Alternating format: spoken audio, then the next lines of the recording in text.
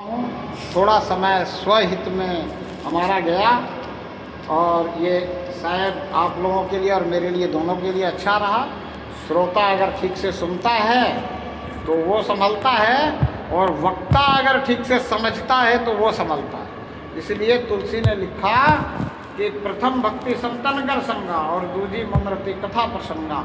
बोला पहली भक्ति तुम संत का संग करो, और दूसरी भक्ति जैसे संत मेरा प्रसंग तुम्हें सिखा रहा है वैसे तुम भी दूसरे को सिखाओ। संत सिखा सिखा के सीख जाता है, तुम भी सिखाने लगोगे तो सीख जाओगे, फिर तीसरी भक्ति अमान होगी। लेकिन हम गलती करते क्या है, हम दूसरी भक्ति करते नहीं हैं, पहली भक्ति पर ही खड़े रहते हैं, पहली सीढ़ी पे ही अड़े रहते हैं।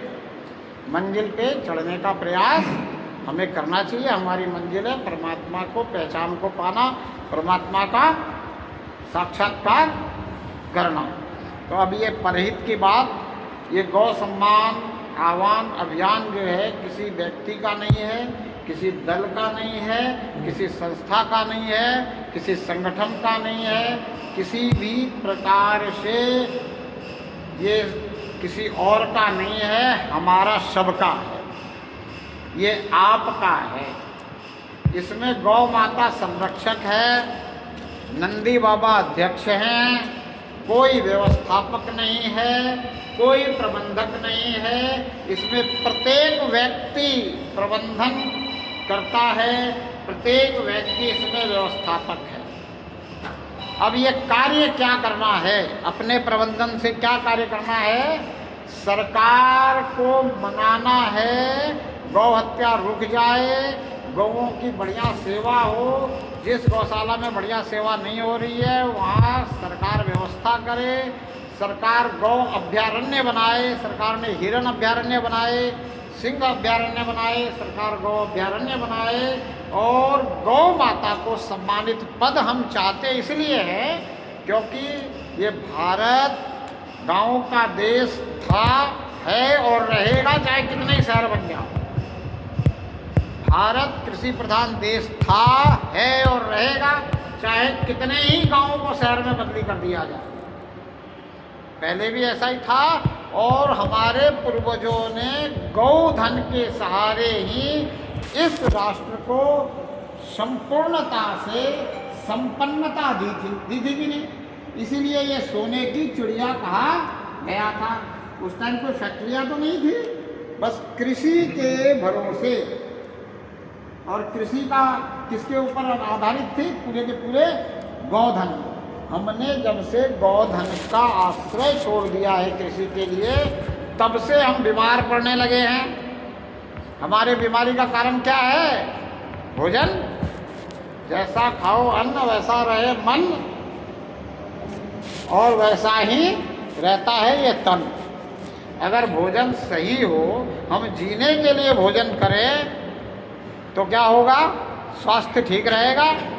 पर आजकल हम खाने के लिए जीते हैं, स्वाद के चक्कर में रहते हैं, और स्वाद के चक्कर में हमारा स्वास्थ्य बिगड़ रहा है। और हम जो भी कुछ खाएं जीने के लिए भी, अब हम जीने के लिए अगर केवल फल खाएं, केवल सलाद खाएं कि फल और सलाद खाने से जीवन हमारा अच्छा रहेगा, हमारे शरीर में हर प्रकार के विटामिन तत्व जो भी है वो जाते रहेंगे, तो वो सलाद और वो जो फल हम खा रहे हैं उनमें भी तो जहर से ही वो पैदा हो रहा है, और ऊपर से भी हम जो छिड़काव कर रहे हैं पेस्टिसाइड का वो जहर ही है। तो अब उसके लिए हमें गौधन की आवश्यकता है कि हम ऑर्गेनिक खेती करें, पुनः हम अपने पुरानी विरासत पे आए, तो हमारा कम से कम स्वास्थ्य ठीक रहेगा। ज़्यादा से ज़्यादा धन हमारा भी स्वास्थ्य के लिए खराब हो रहा है कि नहीं हो रहा? अगर वो धन बचा रहे तो भारत पुनः संपन्नता में आ जाएगा, सोने की चिड़िया हो जाएगा। तो इसलिए गौधन को बचाने की मांग हम सरकार से कर रहे हैं। गौ हत्या रुके। हम गौ माता को पूजनीय मानते हैं, गौ माता हमारे लिए सदैव से पूजनीय है। हम आज भी गौ का दूध पीते हैं, बचपन में बच्चों को भी गौ का दूध पिला करके बड़ा करना चाहते हैं। गौ का दूध ना मिले तो दूसरी बात अलग है, फिर तो डब्बे के दूध पे आ ही जाते हैं। तो अब गौधन बचा रहेगा तो हमें गाय का दूध भी मिलेगा, और हमारा स्वास्थ्य ठीक रहेगा। इसलिए गौधन को हमें बचाना है। और ये बचेगी कैसे? सिर्फ हमारे पालने से नहीं बचेगी कि हमने अपने अपने घर में गौधन पाल लिया। बहुत से संतों ने बोला कि अपने अपने घर में गाय को पालते नहीं हैं, इसलिए गौधन नहीं बच रहा है। तो बहुत से धनाढ्य लोगों ने फार्म हाउस बनाए, मैं देखता हूँ जहाँ जहाँ जाता हूँ, और अपने फार्म हाउस में गौधन पाल रखा है। बहुत से धनाढ्य लोगों ने गौशालाएँ बनाई, गौशाला में गौधन पाल रखा है। पर क्या खाली गौधन पाल लेने से गौधन बच रहा है या कट रहा है? तो बताया जाता है कि इस भारत भूमि में अभी भी 8 करोड़ गौधन है, उसमें से 80,000 गौधन रोज कट रही है। ये हमारे सबको पता है, गौ संरक्षकों को, गौरक्षकों को। और ये बहुत अपने जान की बाजी लगा कर भी गौओं को बचा लेते भी हैं, तो भी फिर क्या होता है, कानून और पुलिस उनको छोड़ देती है। तो अब जो है गौ हत्या पे कड़ा कानून हमें चाहिए, इसके लिए हम मांग करेंगे। और ये कानून बन जाएगा क्या हमारे मांगने से? हमारे मांगने से बन जाएगा? कितने कहते हैं कि बन जाएगा? जो ये कह रहे हैं कि नहीं बनेगा वो गलत है, और जो कह रहे हैं कि बन जाएगा उन्हें मेहनत करनी पड़ेगी। मेहनत सफलता की कुंजी है। और मेहनत क्या करनी है कि हमें ये पता है कि भारत में प्रजातंत्र है, प्रजातंत्र में प्रजा जो चाहती है वो होता है। पर कितनी प्रजा? प्रजा तो मैं भी हूँ, मेरे चाहने से तो होगा नहीं। प्रजा आप भी हैं। एक गांव चाहे तो भी नहीं होगा कि केंद्र में कानून बन जाए, ऐसा एक गांव के चाहने से नहीं होगा, एक तहसील के चाहने से नहीं होगा, एक जिला के चाहने से भी नहीं होगा। पर भारत के 5,000 से ज़्यादा तहसीलें, उन तहसीलों में रहने वाले सभी नागरिक, सभी गौ प्रेमी, सभी प्रभु भक्त, सभी दयामूर्ति, सभी धर्म प्रेमी चाह लें तो हो सकता है। अब सभी तक ये बात पहुंचाने का जिम्मा जो लेगा ना, वो पुण्य का भागी बनेगा। इसीलिए ये प्रत्येक व्यक्ति पे छोड़ा हुआ अभियान है। गौ माता संरक्षक, नंदी बाबा अध्यक्ष, प्रत्येक व्यक्ति प्रबंधक। अब प्रत्येक व्यक्ति को सोचना है कि कैसे मैं समाज के प्रत्येक व्यक्ति तक ये बात पहुंचा दूं, उसको समझा दूं जो नहीं समझ रहा है। जागे हुए को दूसरे को जगाने की आवश्यकता है। हिंदू जागेगा तो क्या करेगा? दूसरों को जगाएगा। तो आपको जगाने की आवश्यकता है। अब जगाने के लिए क्या है कि हम सब तक अकेले अकेले तो पहुंच नहीं सकते, फिर भी प्रयास जारी है कि ज़्यादा से ज़्यादा लोग निकल के आएँ और सबसे जाएं, बताएं और उनसे हस्ताक्षर लें, उनसे मिस कॉल मरवाएं। सोशल मीडिया में जिनके पास भी स्मार्टफोन है उनकी इंगेजमेंट करवा दें, ताकि सरकार को पता चले कि ये मौन समर्थन देने वाले लोग चाहते हैं। और सोशल मीडिया आज के समय में बहुत बड़ा रिफॉर्मर है। नेपाल की सरकार पूरी सोशल मीडिया से बदल गई। तो ये कार्य करने के लिए अब एक तो ये जरूरी है कि हम पहुँचे स्वयं, और दूसरा है कि प्रचार प्रसार हम करें किसी माध्यम से। तो वो प्रचार प्रसार का माध्यम क्या है? ये बैनर, जहाँ तहाँ हम होल्डिंग लगाएं कि 27 अप्रैल को सुबह 10 बजे से 11 बजे के बीच में हम सभी को तहसील में पहुँचना है और अपने सिग्नेचर किए हुए वो हस्ताक्षर पत्रों की लिपियाँ लगा करके हमारा आवेदन हर तहसील में देना है। और ज़्यादा से ज़्यादा संख्या में पहुंच करके देने से ही ये कानून बन सकता है। इसलिए ज़्यादा से ज़्यादा संख्या में अगर हम पहुंच गए तो फर्स्ट अटेम्प्ट में ही कानून बन जाएगा। First impression is the last impression हो जाएगा। तो अभी अगर हम मेहनत कर लेंगे 30-35 दिन तो हमें आगे मेहनत नहीं करनी पड़ेगी। और अगर अभी हम मेहनत नहीं कर पाए, अभी हम पूरा प्रचार प्रसार नहीं कर पाए, हम हर एक दीवारों पे नहीं लिख पाए कि गौ सम्मान आह्वान अभियान 27 अप्रैल चलो तहसील 11 बजे, तो लोगों तक बात अगर नहीं पहुंचा पाए तो फिर हमें और मेहनत करनी पड़ेगी लोगों को जिला तक ले जाने के लिए। अगर जिला तक भी हम उस संख्या में नहीं पहुंच पाए तो हमें और अधिक मेहनत करके और अधिक हस्ताक्षर करवाने पड़ेंगे जो छुटे हुए लोग रहेंगे उनसे, और फिर मुख्यमंत्री और राज्यपाल के पास जाना पड़ेगा। तो आप बताओ कि तहसील में पहुंचना आसान है कि राजधानी में अपने राज्य में पहुंचना आसान है? तहसील में। तो हम अभी मेहनत करें और तहसील में पहुंच जाएं, लोगों को आने के लिए उनसे आग्रह करें, निवेदन करें। जो नहीं आ सकते हैं उनसे कम से कम कहें कि आप सिग्नेचर कर दो, मिस कॉल मार दो और सोशल मीडिया पे इस बार कोड पे स्कैन करके अपनी इंगेजमेंट सोशल मीडिया के प्रत्येक प्लेटफॉर्म पर दिखा दो कि आप चाहते हो कि गौ को उचित सम्मान मिले, गौ की उचित सेवा हो, गौ सुरक्षित रहे, गौ हत्या इस भारत भूमि में बंद हो। जिस समय इस भारत भूमि में गौ हत्या नहीं होती थी उस समय ये भारत भूमि संपन्नता में थी, शांति वातावरण था यहाँ का, प्रेम में सौहार्द था सबका। पर एक गलती हमसे हुई कि हमने सिर्फ परमात्मा से प्रार्थना की, स्वयं कुछ नहीं किया। इसलिए 17 बार सोमनाथ का मंदिर मोहम्मद गजनवी एक व्यक्ति ही लूट सका। लूट सका कि नहीं लूट सका? क्यों? क्योंकि हमने सिर्फ परमात्मा से प्रार्थना की, हमने और कुछ करने की हिम्मत नहीं जुटाई। जिस कृष्ण की हम पूजा करते हैं, जिस परमेश्वर की हम पूजा करते हैं, वो परमेश्वर स्वयं गीता में अर्जुन को कह रहा है, क्लैब्यम मास्मगमा पार्थ न एतत् उपपद्यते क्षुद्रम हृदय दौर्बल्यम तत्त्वातिष्ठो परंतप। कृष्ण कह रहे हैं, साथ में है परमेश्वर, पर कह रहा तुझे कर्म करना पड़ेगा। इस कर्म योग को हम समझ लें, इस दैव योग को हम समझ लें कि परमात्मा मेरे साथ है, फिर भी मुझे कर्म करना पड़ेगा। इस गौ माता की सुरक्षा और सम्मान के लिए परमात्मा हमारे साथ है, फिर भी हमें हमारा कर्म करना पड़ेगा। और आज हमें ऐसा कोई कर्म नहीं करना है, हमें किसी से किसी प्रकार का वैर नहीं लेना है, हमें किसी को नीचा भी नहीं दिखाना है, मारना तो दूर की बात है, हमें किसी को अपशब्द भी नहीं कहना है।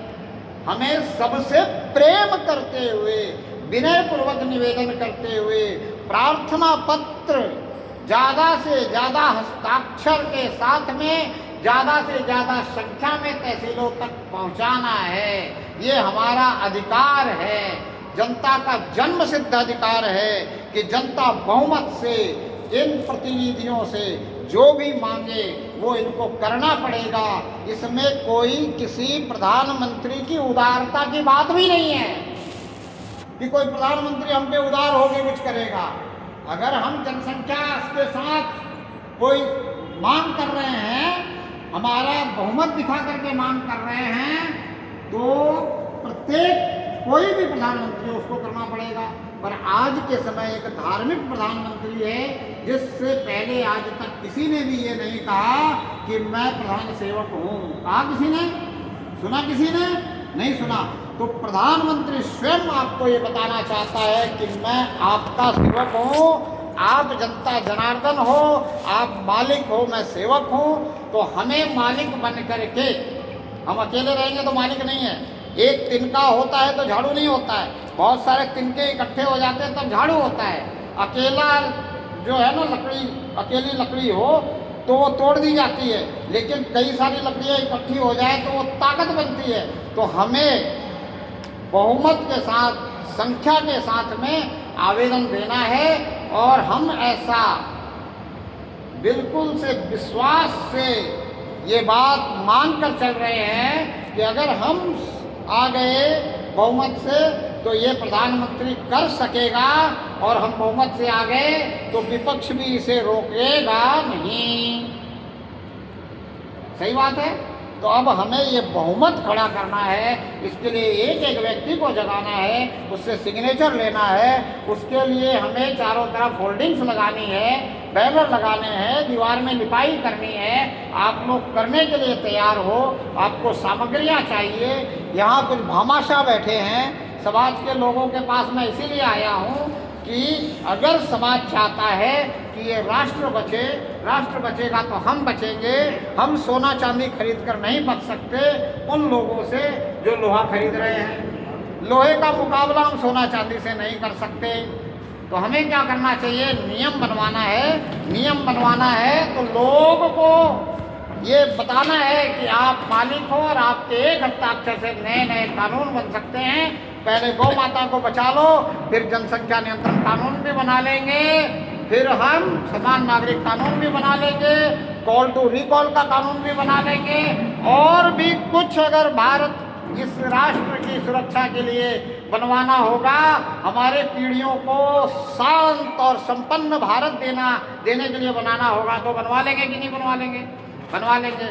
और इस गौ माता के नाम पे सारे संत लामबंद हैं, तो संतों के जितने भी प्रेमी हैं वो भी लामबंद हैं। और संत किससे प्रेम करते हैं? प्रभु से।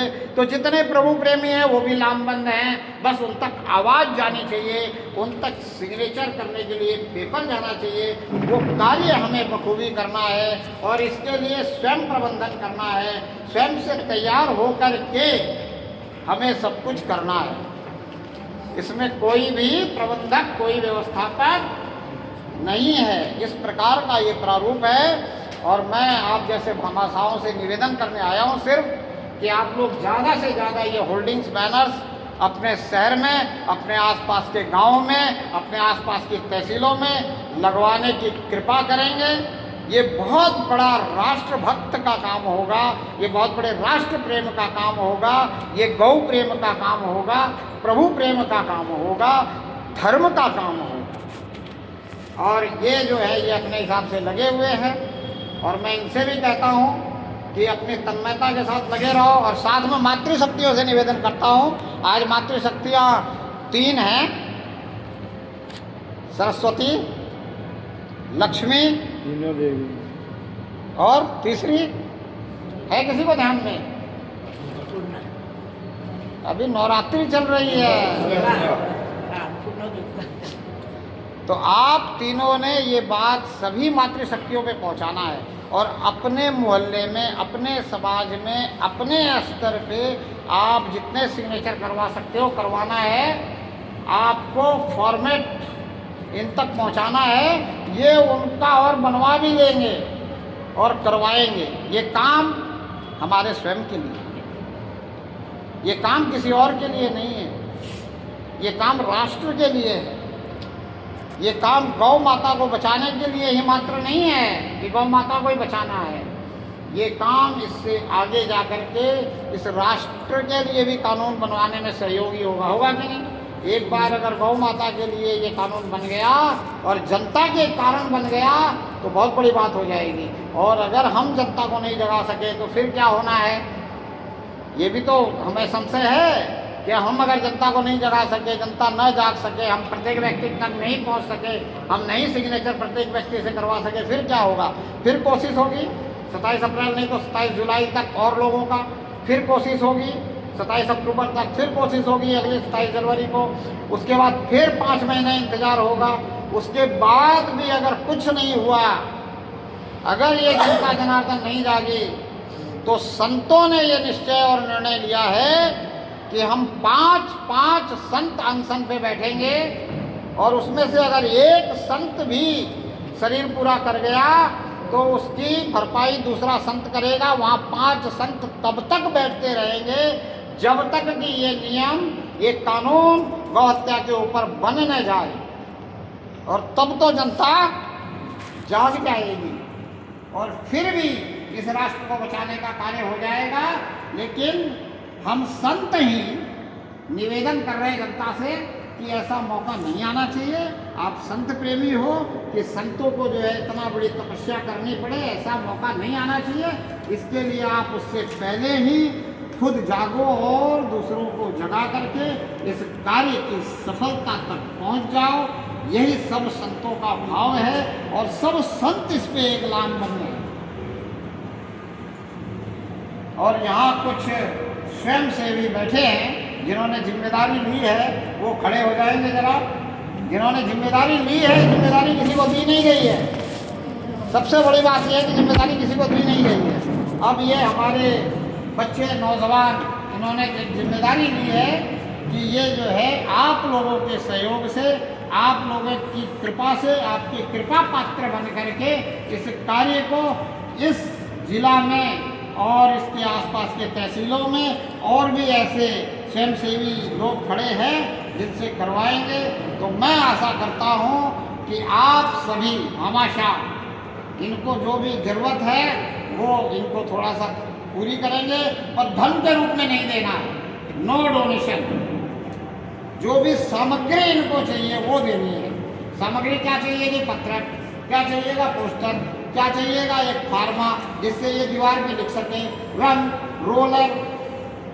ये बच्चे स्वयं मेहनत करने को तैयार हैं, तन से, मन से, और जितना इनके पास धन था अभी तक लगाया है इन्होंने। ये पत्रक इन्होंने बनवाए हैं, 4000 पत्रक आज इनके पास आए हैं। इन्होंने और भी व्यवस्थाएं की है।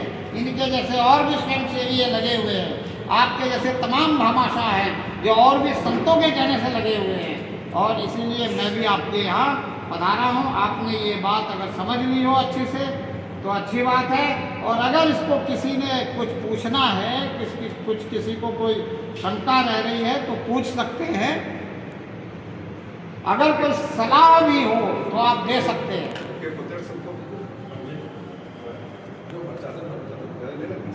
अरे यही दो यहाँ तो पढ़ने वाले को ये थे, ये देखेंगे तो हम पढ़ेंगे तो और काम नहीं। जिनको दिया हुआ है उनको रहने दो, जिनके पास नहीं है उनको दो सबको। किसी को कुछ पूछना तो नहीं है इस विषय पे आप? ठीक है।